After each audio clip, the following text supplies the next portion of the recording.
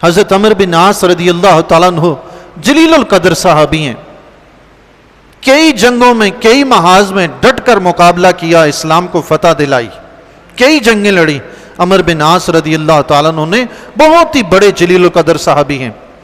آپ کے بارے میں آتا ہے آپ رضی اللہ تعالیٰ عنہ نے ایک مرتبہ کسی شخص کو طیش میں آ کر، مصر کے آپ گورنر تھے، طیش میں آ کر آپ نے اس کو منافق کہہ دیا، منافق۔ حضرت عمر رضی اللہ تعالیٰ کا زمانہ اقدس دیکھیے، ایک شخص کو حضرت عمر بن عاص رضی اللہ تعالیٰ عنہ مصر کے گورنر ہیں اور منافق کہہ دیتے ہیں۔ ذرا اس دور کو بھی دیکھیے اور آج کے دور کو بھی دیکھیے، رعایا میں سے کسی کو کہنا یا اس کو گالی گلوچ کرنا، برا بھلا کہنا، یہ تو الگ بات ہے۔ آج کے اس دور میں تو حکمران کو بھی نہیں بخشا جاتا، اس کو بھی گالی گلوچ، اس کو بھی برا بھلا سب کچھ کہہ دیا جاتا ہے، لیکن کوئی پوچھنے والا نہیں ہے۔ وہ شخص مدینہ المنورہ میں حضرت عمر رضی اللہ تعالیٰ کی بارگاہ عالیہ میں حاضر ہوا۔ علامہ ابن جوزی نے مناقب عمر میں اس کو نقل فرمایا ہے۔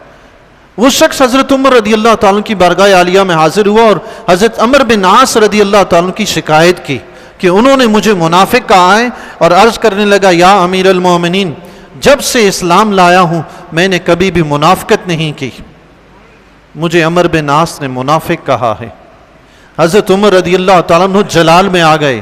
اسی وقت حضرت عمر بن عاص رضی اللہ تعالیٰ کو خط لکھا، فرمایا کہ یہ شخص اس طرح کہہ رہا ہے، اگر تم نے ایسا کہا ہے، اگر تم نے ایسا کہا ہے، میں نے اس کو کہا ہے کہ یہ اپنا ثبوت پیش کرے گا، گواہ پیش کرے گا، اگر یہ گواہ پیش کر دیتا ہے تو یہ تم سے قصاص لے گا اور یہ تمہیں 40 یا 70 کوڑے مارے گا۔ اللہ اکبر۔ ایک طرف گورنر ہے، اور گورنر کون ہے؟ صحابی رسول ہیں، جلیل القدر صحابی رسول ہیں، اور دوسری طرف مصر کا ایک عام شخص ہے۔ عدالت فاروقی میں فیصلے کے لیے آتا ہے تو عدل فاروقی یوں نافذ ہوتا ہے، خط لکھ کر اس کے حوالے کیا کہ عمر بن عاص کو جا کے دے دو۔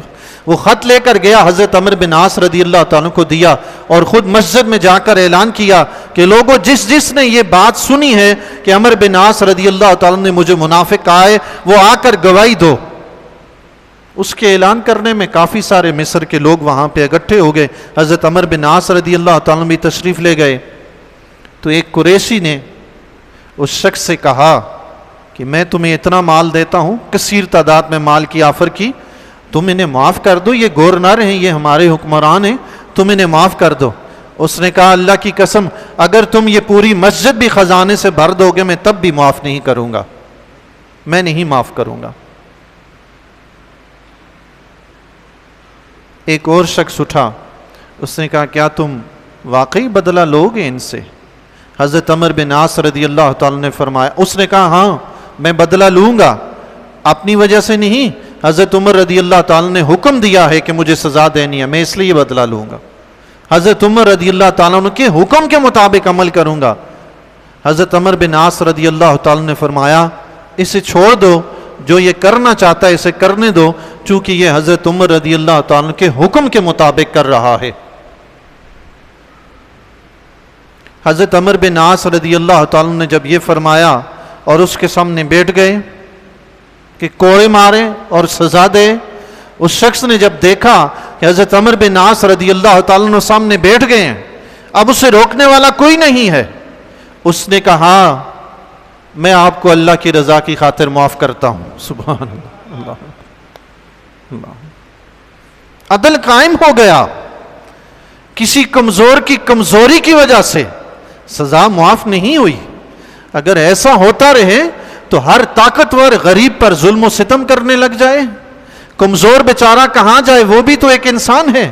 جیسے ایک بادشاہ کا، ایک افسر کا، ایک وزیر کا حق ہے کہ دنیا میں زندہ رہے اور اپنے حقوق پاتا رہے، اسی طرح ایک غریب کا بھی حق ہے کہ دنیا میں جب تک زندگی ہے زندہ رہے، اپنے حقوق وہ بھی حاصل کرے، اس کا بھی حق ہے۔ لیکن یہ حق دلانے والے کون تھے؟ یہ وہ لوگ تھے جو اللہ اور اس کے رسول کے فرما بردار تھے، جو شیطان کے راستے پر نہیں رحمان کے راستے پہ چلتے تھے۔